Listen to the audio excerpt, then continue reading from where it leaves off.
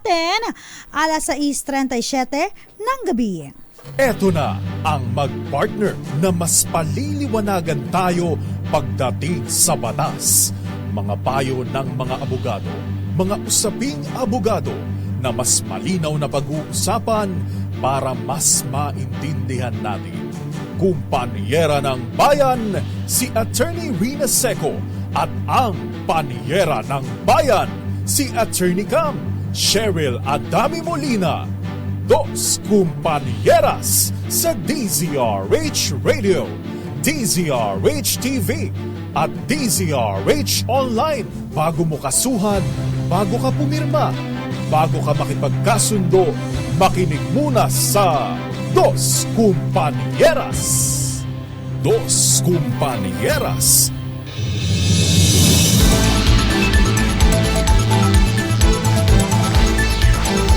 Magandang gabi po, Luzon, Visayas, Mindanao. Welcome po sa programang Dos Kumpanieras. Kami po ang inyong makakasama. Ako po si Attorney Cam. Ako naman po, Attorney Rina Seco. Tuloy-tuloy sa pagbabalita. Tuloy-tuloy sa serbisyo. Sama-sama tayo, Pilipino. Uy, sabi ni Hilario Enriquez, Dos Kumpanieras na, Attorney Rina Seco and Attorney Cam. Tayo na't mag-aral ng batas. Saan yan? Sa may DZRH TV 4K live stream. Ay, bakit ako hindi updated sa showbiz happening? Oo nga. Ayan, maraming salamat. Magandang gabi po sa lahat po ng mga nakikinig sa atin, sa inyong mga talapitan, sa inyong mga radyo. At syempre, ganun din po sa mga nanonood via digital platforms naman po all over the world. Sa pamamagitan po ng panonood sa ating Facebook Live sa DZRH News Facebook Live, DZRH News Television Facebook Live at DZRH Dos Kumpanieras Facebook Live. Ayan. Thank you so much po. Magandang gabi sa Panyera. Magandang gabi sa iyo, Attorney Cam. Maulan ba or ako lang ay pakiramdam na umuulan? Medyo hindi masyado mainit today. Parang nasa 29 degrees Celsius, umabot sa 34. Nakalabas na ba yung bagyo natin? 'Di ba? Kasi kagahapon sinabi natin parang today yung kanyang paglabas sa Philippine Area of Responsibility. At kamusta na po doon po sa bandang Quezon Province? Ayan. May mga areas doon na binaha. Yan. Kasi parang nag-signal number 3 sila kahapon, Panyera. So, huli ako sa balita. So, I hope okay naman po kayo. At again po, yung paalala namin kung kayo po ay nasa delikadong lugar, make sure na sumusunod po kayo sa panuntunan na inisinat ng local government unit. Yes. Mga paalala po maging alerto po tayo. Again, importante po ang buhay dahil kapag yan ang nawala ay mahirap or imposible na pong mapalitan. Buti na lang lumabas na po si Bagyong Aghon. Panahon na ng tag-ulan. I'm sure palapit na ng palapit yung mga darating na mga pabugso-bugsong ulan. Maganda ito sa ating mga halaman, sa ating mga pananim. Pero kapag medyo may kalakasan, ayan, kailangan po ng iba yung pag-iingat. Meron akong naalala mo sa pabugso-bugso. Ano yung pabugso-bugso? Pabugso-bugsong pag-ulan, pagkulog, pagkidlat sa dakong hapon na gabi. Ganyan mag-report yung ating mga pag-asa, Hindi, diba? ganyan din ako pagka, dati kasi diba, nag-newscast ako. So kapag yung weather na, ayan, yan ang linya. Yun ang mga linyahan. Dos Kumpanieras. Anyway, pag-uusapan po natin ay may kinalaman, ayan, sa lupa, no? Yung pagmamay-ari ng lupa ng mga dating mga Pilipino. Ibig sabihin, yung mga nagpa-naturalize Panyera. Alam mo naman tayo, di ba? Kapag kailangan po greener ng pasture.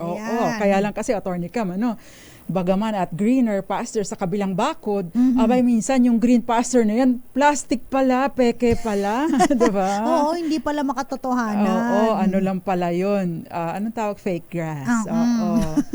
Kahit diligan mo, hindi natutubo. Correct. Kasi may mga kababayan po tayo na pumunta sa ibang bansa, nagmamigrate na po doon, at the same time, no, parang doon na tumitira. Tapos mamimiss ang Pilipinas. Ayan.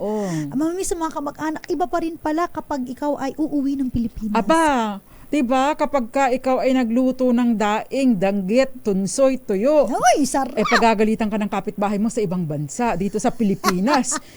Lulusubin ka ng kapitbahay para makikain. Tama, di ba? So, yun ang pagkakaiba doon. At saka, Panyera, halimbawa, no, nakapunta ka na sa ibang bansa, no? At nag-decide ka na magpa-naturalize doon, no?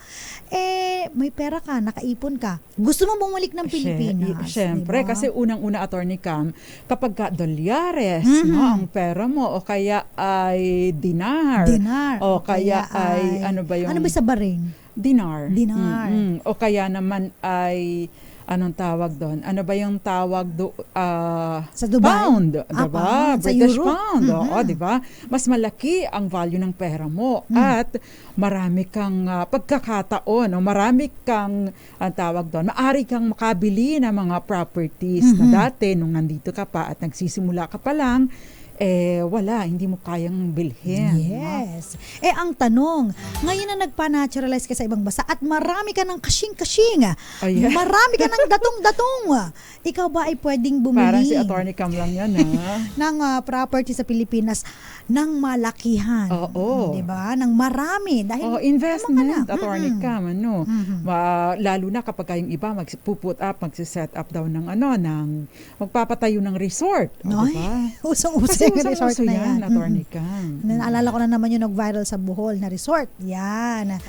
Yung nasa gitna ng Tsaka, Panyera, nabanggit mo lang yung resort, i-segue ko lang, may mga napanood ako ng mga videos, Panyera, na pag resort nga daw, malakihan ang balik ng ROI. Return of investment. Yes. Depende kasi kung magaling kang mag-market. No? So, yun, isa po yan sa mga... At makikipag-tie up ka sa DOT, Department of Tourism. So, isa po to sa mga ini-invest na mga kababayan natin abroad. It's either bumili ng mga condominiums o magpapatayo ng resort. Yeah. Yes.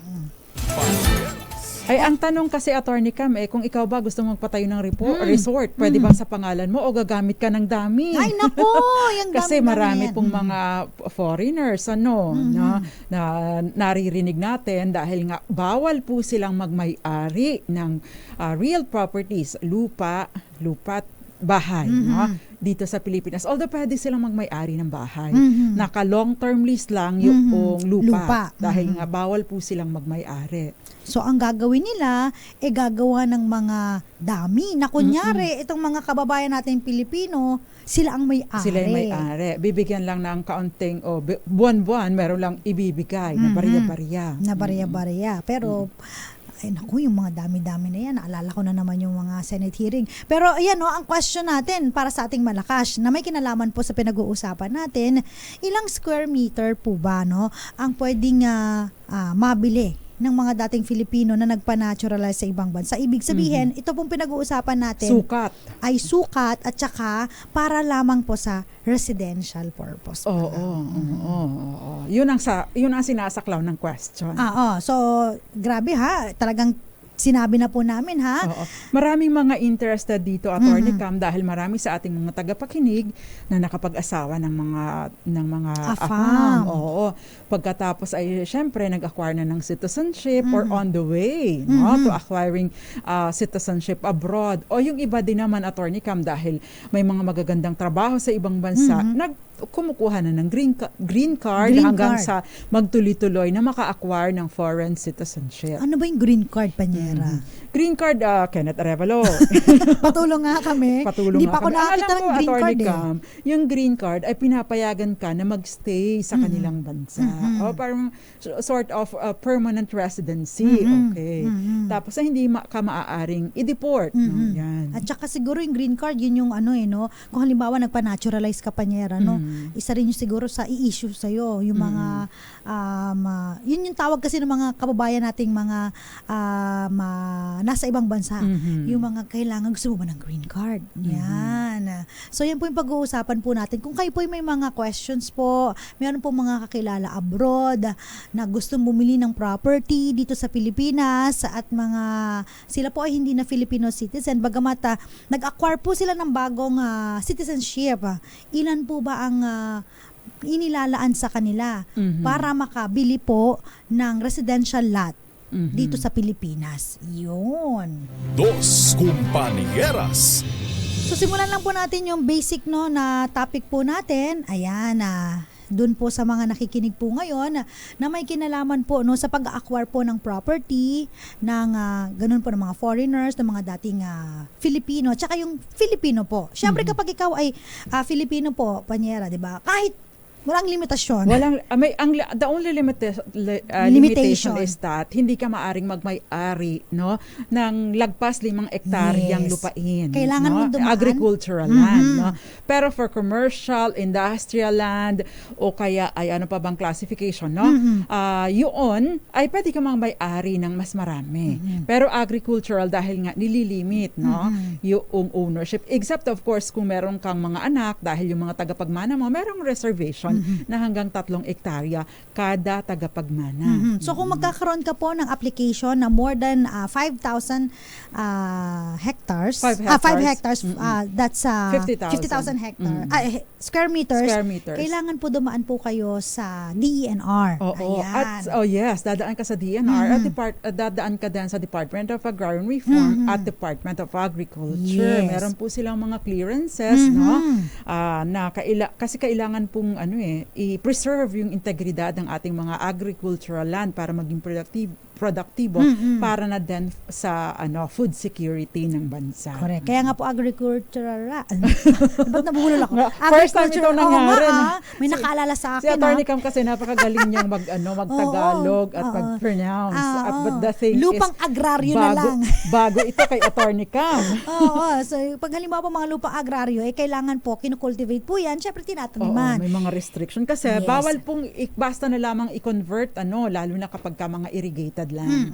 Yan. So most likely po, again po, in general, ang mga Pilipino lamang po ang pinapayagan. Ganon din po yung mga entities na, of course, Filipino po. Yes, may mga restrictions even in business dito sa Pilipinas. Of course, depende po sa industriya na pinasukan ng isang foreigner dahil meron pong mga industriya na nire-reserva lamang para sa mga Pilipino or at least ilang porsyento, mas malaking porsyento ay dapat na pagmamay-ari ng mga Pinoy. Yun.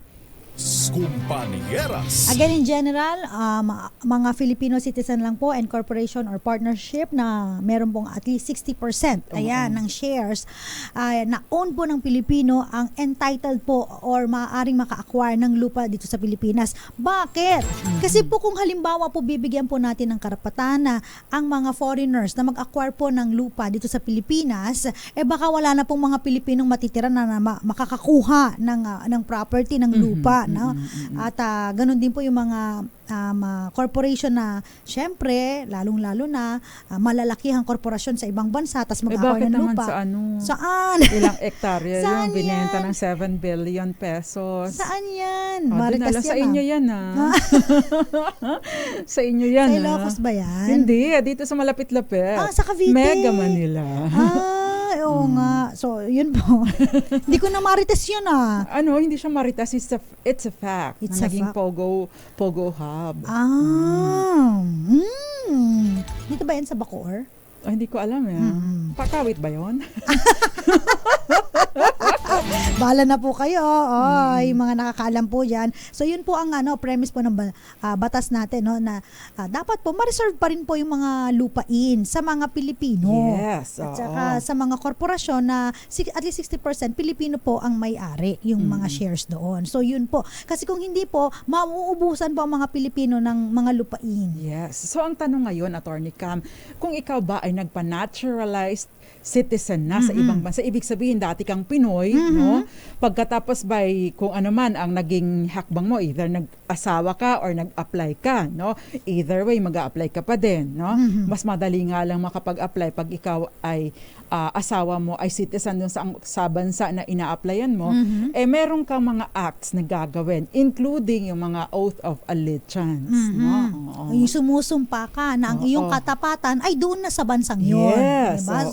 Ang galing magtagalog nito.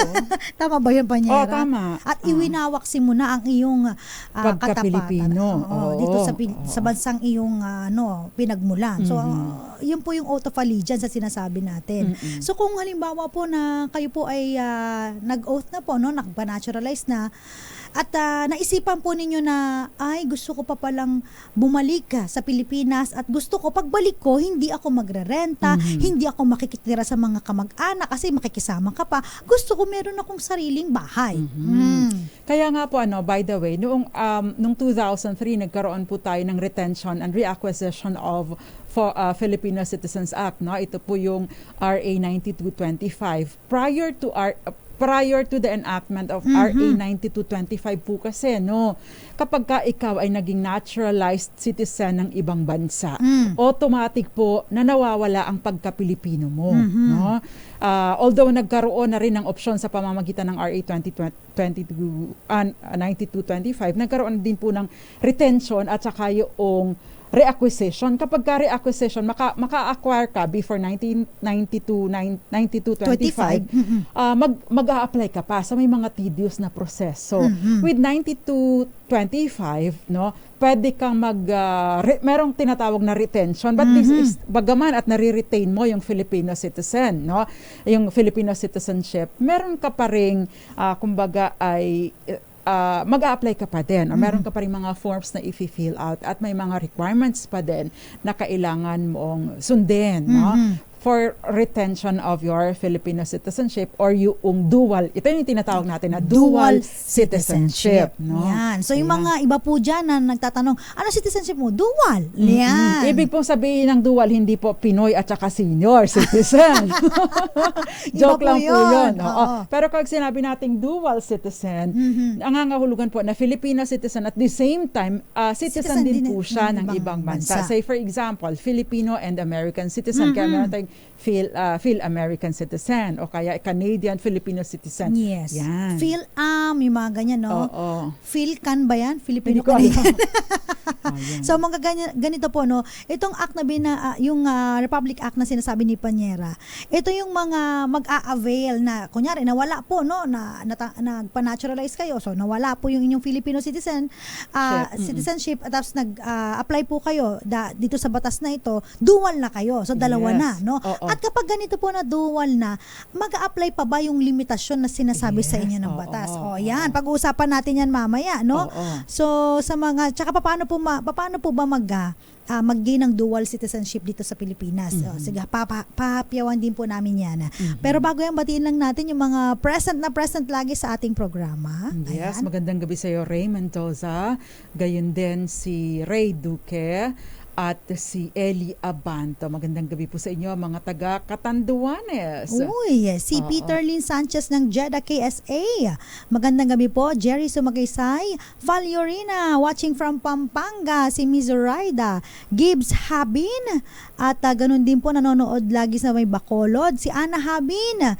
Hello po, magandang gabi po. Ayos Mga po bago ang inyong yan. programa, sabi niya. Thank you so much. Kaya din nanonood sa atin si Kenneth Arevalo, Tita Ami Miraflor Garcia, Wilson Altea sa Zambales, Federico Bagisi, Maria Teresa Lazar dyan sa Hong Kong, Mami Belen Rivera dyan sa Santo Tomas, Batangas, of course, no other than Gael Enriquez at si Attorney Joey Rivero ng IBP Quezon City at ang nanay niya ay nag-birthday din nung nakaraan. So magandang gabi po sa inyo. Si nanay, si Mami LV, happy belated birthday po sa inyo. Mami LV Rivero. Si Gibbs Habin po, Ma'am Mariel Padilla, magandang gabi po.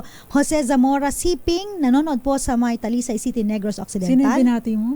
Si Joey Zamora Siping. Hindi, mayroong isa may binati ka pang isa. Di Padilla. Sabi di niya. ba yun artista? Ay, sorry, sabi niya pala, kamukha ko daw si Miss Mariel Padilla. Ay, wala ba si attorney ka? Akala ko pinapabati niya pala. Hello po, salamat po. Mas maganda po sa akin yun ng malayo, milya-milya. Ivy Gutierrez, Taig Pangasinan, Alan Kilala from Bulacan, and si Miss Marilu de Guzman. Oo, nanonood din sa atin attorney ka Marilu Mabale, gayon din si of course Gael Enriquez, Marilu de Guzman, Maricor Angeles and Gian Bulacan, Polonia. Magandang gabi po sa inyo. Si Divina Cadiane and Merlinda Abolencia. Magandang gabi po sa inyo. Jovs Alcantara, nanonood daw po sa inyo nga sa'yo, South Korea. Magandang gabi po. Si Ray Mendoza, may comment siya, sabi niya, I don't believe po na hindi pwedeng i-convert ang agricultural sa residential or commercial. Pera-pera lang yan. Well-known family at mga senator pa. Pwede Pwede naman. po, pero pwede may po. prosesong kailangan Yes. pagdaanan. Hindi po no? siya, Hindi po basta-basta makukonvert dahil meron po mga requirements ang batas. Pero Pwede. hindi imposible.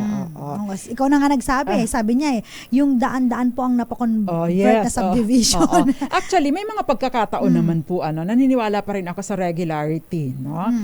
Marami pong nakukonvert na dumaan sa legal na proseso at hindi kinailangang Yes. maglagay. Fruy Vita sa Angeles City, Pampanga, kumusta po ang finals? Oy, Nasa law school ito, I believe, Attorney Cam. Good luck. Ayan. Herminia Villaluz, good evening daw po. Ray Duque, at salamat kay Mr. Ray Mendoza sa mga comments niya. And ganun din po sa nanonood sa atin sa DZRH News Television. Magandang gabi po sa inyo. At sa mga nanonood din po wag natin kalimutan yung mga nanonood sa mga cable channels po. Ayan, magandang gabi At mga po. nakikinig sa radyo, Eds Maglakas, magandang gabi sa iyo. At kami po ay muli nagpapasalamat dahil number 1 po ang aming programa. Dahil po yan sa inyo. Thank you so much. Sa latest Nielsen ito, Panyera, no? Yes. Ayan. Maraming po salamat. Magbabalik po ang Dos Companyeras. Ilan po munang mga paalala dyan lamang po kayo. Again po, sa mga gusto sumali sa ating Malakas online promo, ang tanong po natin, gaano kalaki ang pwedeng bilhin na residential lot ng isang dating Filipino na nagpa-naturalize sa ibang bansa? Kasama pa rin po ang mga panyera ng bayan. Ako po, si Attorney Cam. Ako naman po, Attorney Rina Seco. Kami po ang Dos Companyeras. Dos Compañeras. Ako. Pinag-uusapan pa rin po natin yung mga kababayan natin na pumunta po sa ibang bansa, nagpa-naturalize at gustong bumili ng residential lot dito sa Pilipinas. Yan. Dahil marami po tayong mga kamag-anak, kakilala, minsan pinapadaan sa atin. Magtanong ka nga, meron bang nabibiling mga property dyan na kung saan ay pwede akong bumili? Ayan. O kaya naman, Attorney Cam, may pagkakataon, hindi naman sila bibili, pero naiitsapera sila sa hatian ng mana because, Yes. ano ka na green card holder ka Oo, na dapat di ka na permanent dito. resident ka na, bawal magmay-ari ang foreigner ng mga lupa dito sa Pilipinas. So dapat hindi ka na magmana, mula ka na mother bear at father bear ka na, mama at papa, mommy and daddy, nanay Yes. at tatay. Ayan. So wala ka ng parte. Yun. Oo. Tama po ba ito? No? Yes, dahil pag-uusapan po natin, no, ano po ba yung mga exception, no, doon po sa restriction na pagmamay-ari po ng lupa dito sa Pilipinas. Kasi nga, ayaw natin na may mga foreigners na magmay-ari ng lupa o kaya naman mga korporasyon na hindi po at least 60% yung ownership ng mga Pilipino doon sa share ang makakuha ng lupa dito sa Pilipinas. So meron pong mga exceptions. Ayan. Actually, nakasaad po yan mismo doon sa ating saligang batas, no? Article 12, section, I don't know. Yes. I'm not so sure. Ayoko mag-mention na ng number. Oo. Pero, Attorney Cam, sige, go ahead. So kasama na nito ang binanggit ni Panyera kanina, doon sa hereditary succession. Kung halimbawa po ang naturang foreigner po ay legal or natural heir. Yan. Ibig pong sabihin, kahit po foreigner na, no, ang isang tao, no, former Filipino citizen, no, maaari, or foreigner na, no, maaari pa rin pong magmana, no, mula sa kanilang mga Pinoy na mga magulang. Pero take note po, ang pagmamana na ito ay hindi by virtue of yung donasyon or yung pagpapamana na lagpas doon sa itinatakda ng batas, no? Dahil meron po syempre na limitasyon, no, sa pagpapamana lamang, hindi mana na voluntaryo. Ayan, kasama rin po, no, kanina pinag-usapan natin yung mga bumili po ng lupain na former natural-born Filipino citizen. Ibig sabihin, talagang dating Pilipino. Dating Pinoy. Sino ba yung mga natural-born Filipino citizens? Yung mga magulang ay parehong Pinoy o hindi na kailangan pang gumawa ng anumang hakbang para maka-acquire ng Filipino citizenship. O kaya naman yung mga naipanganak bago ano ba yun? Before January 17, 1973. Ano ba yung nangyari noon?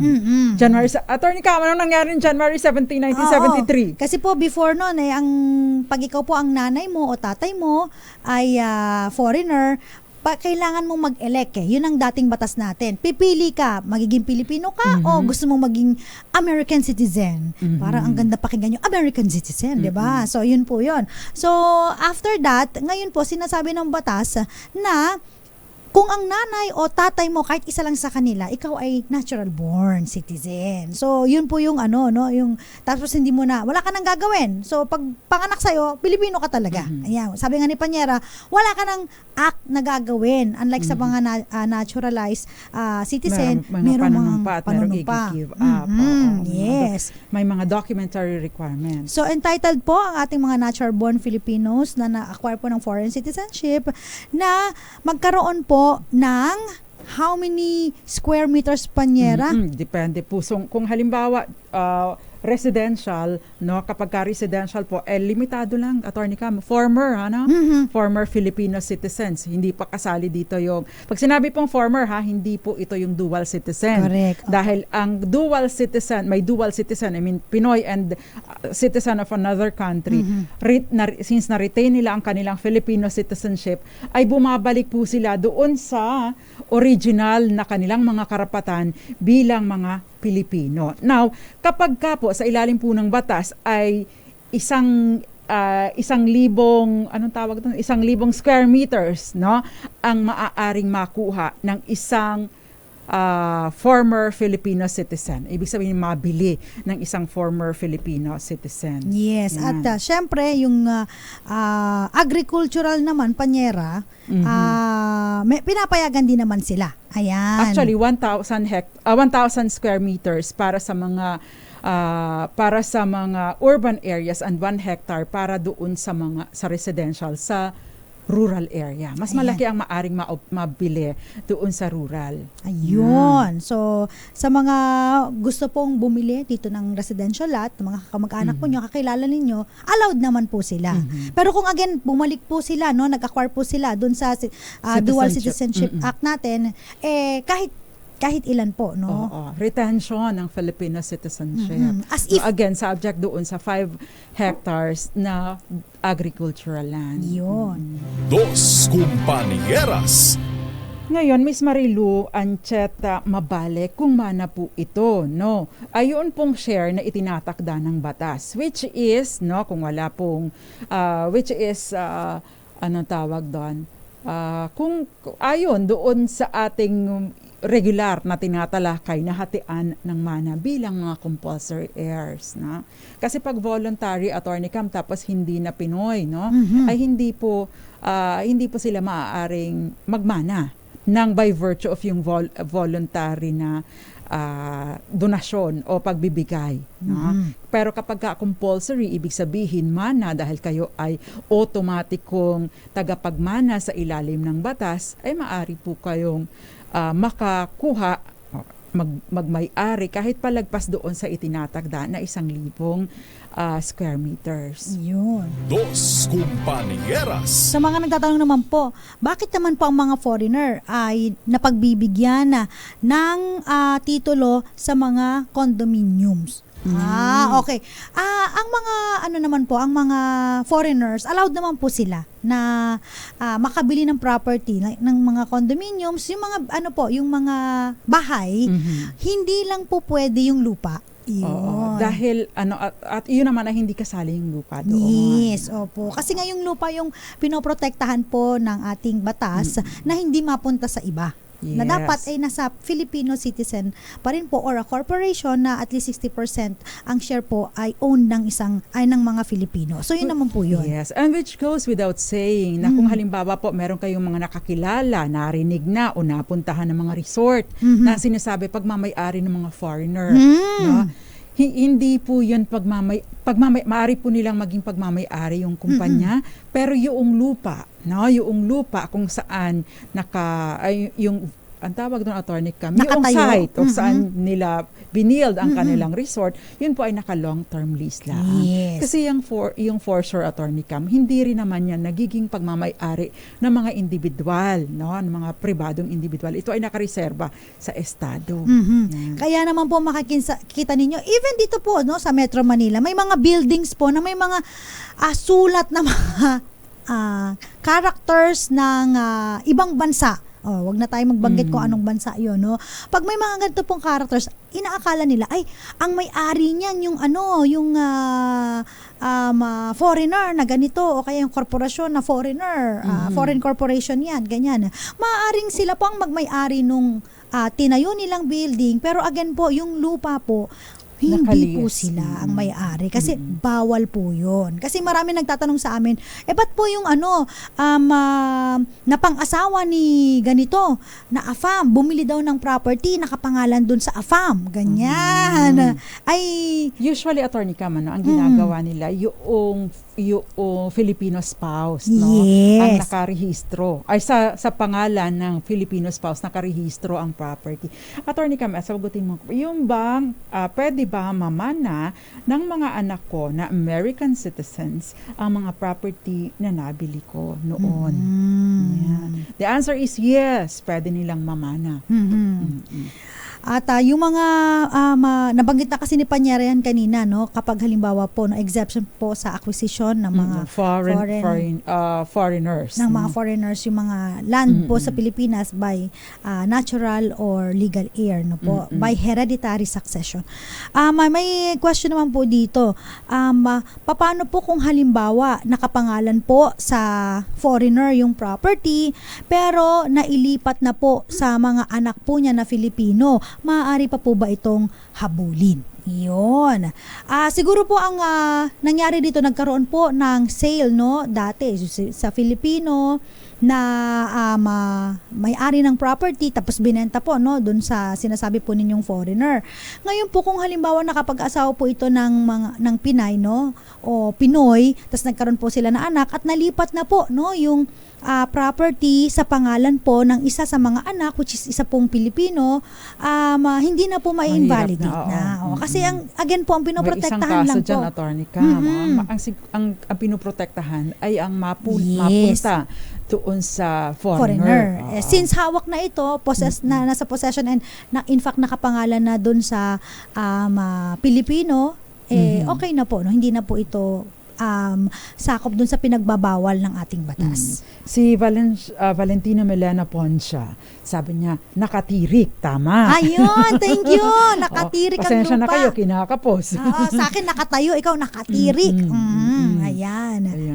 Okay, Attorney Cam, next. Ito naman po, pwede po ba ang foreigner na nag-asawa ng Pilipino ay maging holder po ng titulo sa... Pareho lang po ito sa question kanina, no? Again po, yung iba po ang ginagawa, pinapangalan nga po sa spouse, pero bawal pa rin po, no, kapag yung foreigner po.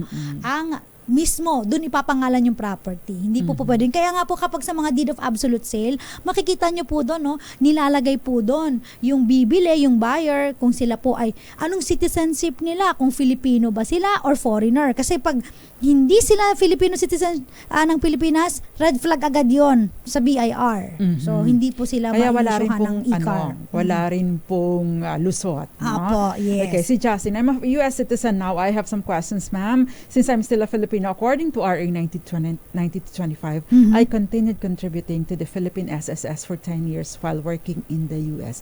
Actually, pinapayagan po yun, kung kayo ay dual citizen. No, hindi lang po yung mga OFWs ang maaring maging miyembro ng SSS o hindi lang yung mga tao dito sa Pilipinas. Even mga dual citizens or permanently residing abroad, ay pwede pa rin po kayo as voluntary members of SSS. Ayan. Yun. That is a very interesting question, Atty. Cam, ano? Oo nga, ano. Ayan. Eto, may question dito. Ayan. Paano po mag-gain ng dual citizenship sa Pilipinas? Ay, ito yung nabanggit ko kanina, no? Again, may mga requirements lang po. Siyempre, kailangan mag-submit po kayo ng yung birth certificate nyo na nakuha nyo po May sa mga PSA. forms. Yan, yung form, no? Na if-fill out. Ayan. Kailangan yung i-accomplish. Yung mag-submit po kayo ng petition for dual citizenship. Ayan. Medyo may bayad din. mahaba-haba yung proseso, Oo. Atty. Tsaka sa Bureau of Immigration. Ayan. Kailangan po, doon po kayo magpapasa ng mga requirements. So, yun po, no? Kung gusto po ninyo, again, bumalik sa, or magkaroon po ng dual citizenship, kung na-waive po ninyo. Magandang opportunity ito, Atty. Cam, no? You just have to check. You have to weigh the pros and cons, advantages and disadvantages of having dual citizenship. Unang-una kasi, Atty. Cam, yung implikasyon doon sa inyong health provider, yung health benefits ninyo. Dahil syempre, hindi naman kagandahan ng mga benepisyo. I mean, estado ng health services dito sa Pilipinas. So if you are enjoying that abroad, that's one consideration. Yes. Pero in terms of acquisition of properties and other, the right to vote, well, actually, you will have to give up your foreign citizenship kung gugustuhin po ninyo na makapag-run, no, for public office. But you can already vote. In fact, kahit nasa ibang bansa kayo, no, yung absentee voting act ay available po yun. So pwede pa rin po kayo makaboto. And of course, yung mas malaking, walang restriction except doon sa mga agricultural land na acquisition po ng mga real properties. Yun po ay kasama sa mga advantages or disadvantages ng pagkakaroon ng dual citizenship. So yun ang issue lang, Atty. Cam, pension o kaya naman ay yung mga retirement benefits, say for example yung mga dating na nagtrabaho sa ibang bansa naka-acquire ng citizenship, yun ang magiging issue later on. But you can check po kung merong reciprocity agreement, no, sa pagitan ng Pilipinas at ng bansa kung saan kayo citizen. Kung halimbawa, Atty. Cam, yung libre na sa tax. Kasi syempre, 'di ba? Pagka nasa ibang bansa, mas malaki ang pensyon, 'di ba? Ay pag dito mo ginastos sa Pilipinas, ang tanong ay, yan ba ay matatax, 'di ba? Kasi ang sakit po sa bulsa ng tax, 'di ba? Tapos ewan ko ba naman sa BIR, ngayon may issue, ayoko na lang banggitin, baka mapag-initan pa tayo, pero bakit naman po pinapahirapan ninyo ang mga nagbabayad ng buwis, di ba? Ayan, tama. Pero anyway, Panyera, isa pa sa gusto kong pansinin. Yung kanina na nabanggit natin yung sa may January 1973. Kasi po nga, dati nga, January 17, 1973. Yes. Ayun, yun yung ratification ng Constitution. Oo, kasi Panyera, dati po, again, nabanggit namin, ang mga bata po na kapag nag-attain na ng age of majority, sila po pipili. Ang usually, ang nangyayari, pinipili po, ay yung, of course, yung ibang bansa. Oh yes, dahil sa mga ibang benepisyo. Because, greener pasture. So parang, pero artificial green pala. Yes. So parang ang nangyayari, nawawalan tayo ng mga citizen dito dahil nga sa pag-elect-elect na yan. So ang gusto ng batas ngayon, hindi na, wala na. No? Kaya nga recognize na yung mga dual citizen dito sa Pilipinas. Basta at least isa sa nanay or tatay mo, Filipino citizen, ikaw ay Filipino citizen pa rin po ng Pilipinas. Yon. Dos Compañeras. Again, sa mga gustong sumali po sa ating DZRH Malakas promo, sagutin lamang po ang katanungan na gaano kalaki ang pwedeng bilhin na residential lot ng isang dating Filipino na nagpa-naturalize sa ibang bansa. Sagutin po sa DZRH Dos Compañeras Facebook page. Pipili po kami ng winner mamaya po. 500 pesos po ang mapapanalunan. Tapos yung question po ni Dulce tungkol doon sa mana mula sa magulang na nakapag-asawa siya ng American citizen at nag-grant na siya ng permanent green card. Ang tanong niya ay kung may makukuha pa ba siyang manang lupa kahit green card holder na siya. Naghati na daw kasi sila ng mana pero yung lupa ayaw nilang i-share sa kanya dahil bawal daw po na sa batas. Pero bibigyan daw nila ako ng share kung papayag ako na ibenta na lang ang mga lupa. No? Ang tanong niya, pwede daw ba siyang mag-oppose sa bentahan? Ayan. Magbabalik po ang Dos Kumpanyeras. Ilang po muna ang mga paalala dyan. Lamang po kayo. Oras po natin, 18 minuto. Makalipas ang 7 ng gabi. Kasama pa rin po ninyo. Ako po, si Attorney Cam. Ako naman po, Attorney Rina Seco. Kami po ang Dos Kumpanyeras. Dos Compañeras. This time Grabe ang bilis po ng araw, 48 days na lang. Tayo po ay magse-celebrate na ng ating ika-85 anibersaryo ng DZRH. Kauna-unahang radyo sa Pilipinas, una sa Pilipinas, una sa Pilipino. Happy Aniv, Panyera. Happy anniversary po sa Advance. ating lahat, lalong-lalo na doon sa mga nagmana ng panonood, pakikinig sa DZRH. At syempre sa mga palagi ang sumusuporta dahil kayo po ang dahilan kung bakit nananatili tayo sa ere kahit pa sa napakahaba ng panahon na nagdaan. Ayan, maayos ang Tagalog ko, Atty. Oo nga. Nakakagulat. Pero ito Oo. po yung mga gusto pong sumali sa ating ka-birthday promo. Ayan. Sino yung yes. ka-birthday Yung ng mga ka-birthday RH? po ng DZRH, kung ipinanganak kayo exactly on the day DZRH started airing, which is July 15, 1939. No? Bagong-bago ako, Attorney Cam, nung naggawa tayo ng ganito, yung ka-birthday, nung 75th. Bago ako noon sa DZRH. At ako din yung proponent nito. So, pinagpapatuloy po natin ngayon na yung ka-birthday po ng DZRH, kung kayo po ay buhay pa, and I hope you still are, no?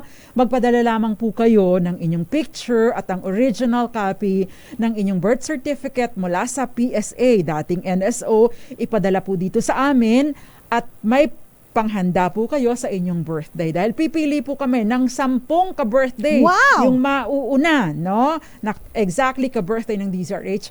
May matatanggap po kayong panghanda sa birthday ninyo. Wow! Grabe, napakasaya naman yun. Oo. DZRH. Mas malaki ito kaysa sa nagdaan, Attorney Cam, no?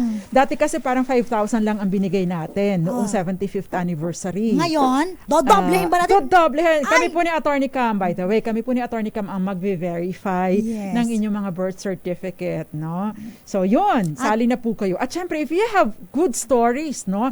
Tungkol sa pakikinig, kung paano nyo nadiskubre at naman ang pakikinig sa DZRH, pwede po kayong mag-email, no? Para po, meron pa rin kaming ipapamigay ng mga pangkabuhayan showcase, no? Para po sa mga mapipili naming 10 istorya or kwento. Yes. Yeah. Sarap. Sarap naman. Salamat po sa inyo dahil sa inyo, number 1 po kami sa inyong puso. Kaya At naman sa survey. Po, at sa survey. Kaya naman po, para po sa inyo ang lahat ng ito. Ayan. Anyway, may question, Panyera, kanina. May question, ano na nga ba yun, Attorney Cam? Napakahina ng Oo. memorya ko. Mahabang question Para yung ako si Panyera. Dory. Para ako si Dory sa ano. Oo, tungkol sa pagmamana. Just keep swimming. Sa pagmamana. Yan. Tungkol sa pagmamana, siya. okay. Ito yung question ni Dulce. Yung question niya tungkol sa mana mula sa magulang, nakapag-asawa siya ng American citizen at nag-grant na siya ng permanent green card. May makukuha pa po ba akong manang lupa kahit green card holder na ako? Naghahati na po kasi sila ng mana pero yung lupa po ayaw nilang i-share sa akin dahil daw po bawal daw po ako sa ilalim ng batas. Pero bibigyan daw po nila ako ng share kung papayag ako na ibenta na lang ang lupa. Tama po ba ito? Unang-una po kahit kayo ay green card holder na ibig sabihin lang po doon ay you can stay permanently in the US without fear of being deported just by being there. Ibang usapin kapag meron kayong violation. Pero kung wala po kayong violation at permanent holder po kayo, green card holder po kayo, you can stay in the US. Pero nananatili po kayong Filipino citizen. Pinapayagan lang po kayo na magstay doon.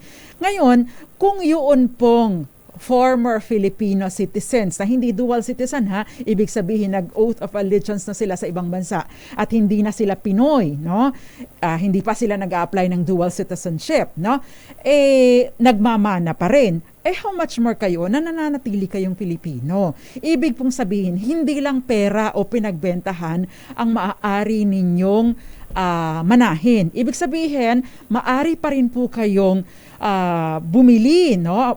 Maari pa rin po kayong magmana ng lupa mula sa inyong mga magulang. In fact, pwede pa nga kayong bumili eh. Ngayon, yung pong share ninyo ay normal. Kung halimbawa, 3 kayong magkakapatid, 3 tagapagmana at wala naman pong will na naiwan, ay nananatili pong magmamana kayo ng 1/3 kasi divided by 3 po ang inyong hatian ng mana. Yan. So, dapat hindi po kayo Oo, nichipuera. yes. Kung halimbawa gusto naman pong ibenta ng mga kapatid nyo yung lupa, abay, uyanan nyo na lang, di ba? Ibig sabihin, pwede po ninyong bilhin ito. In fact, kung ibibenta po nila ito sa iba na walang pahintulot sa inyo, ay yung kanilang mga share, pwede pa po ninyo itong bawiin, bilhin, ulit o uyanan doon sa nakabili dahil karapatan po ninyo ito. Within 30 days, di ba, dapat kayo ay notified ng inyong mga co-heirs. Sa ilalim po yan ng Civil Code. Dos Compañeras. May question dito, mas mataas po ba ang bayad ng mga taxes kung ang nakabili po ay Pilipino na ipinangalan po sa kanyang property pero ang asawa niya po ay foreigner? Ay, ang taray. So wala po iisa lang po ang tax natin pagdating po sa bentahan o kaya po kung nakabili kayo ng lupa. Kahit na ang asawa niyo po ay foreigner, wala pong sinasabi ang batas na kapag ang asawa mo ay foreigner, mas mataas ang tax mo. Wala pong gano'n. So same lang po. 6% pa rin po. Alright, ang bilis po ng oras pero ito na muna ang ating Mas Malakas promo!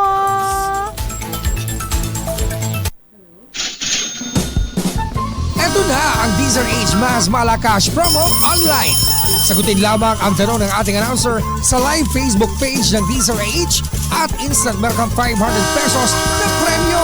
Ready? Makinig mabuti? Ito na!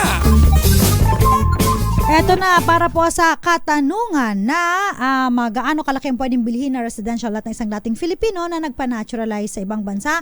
Ang kanyang sagot po ay Residential yan, ha? Opo, 1,000 square meters sa urban, 1 hectare. Talagang sinagot yung sinabi pa niya, rural land. Congratulations! Rayward Jake, ayan, abangan po at ibibigay po sa inyo ang inyong papremyo this weekend.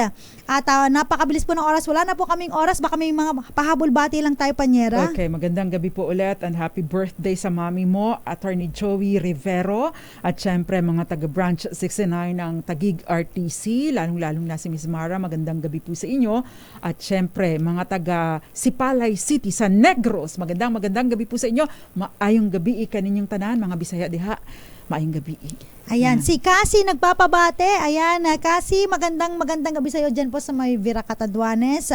Maraming salamat sa pakikinig at panonood. At abangan po kami bukas, same station at syempre same digital platforms po sa may DZRH News, DZRH News Television at DZRH Dos Compañeras Facebook page. Maraming salamat. Nakasama niyo po ang mga panyera ng bayan. Ako po si Attorney Ka. Ako naman po, Attorney Rina Seco. Tuloy-tuloy sa pagbabalita. Tuloy-tuloy sa serbisyo. Sama-sama tayo, Pilipino. Dos Compañeras.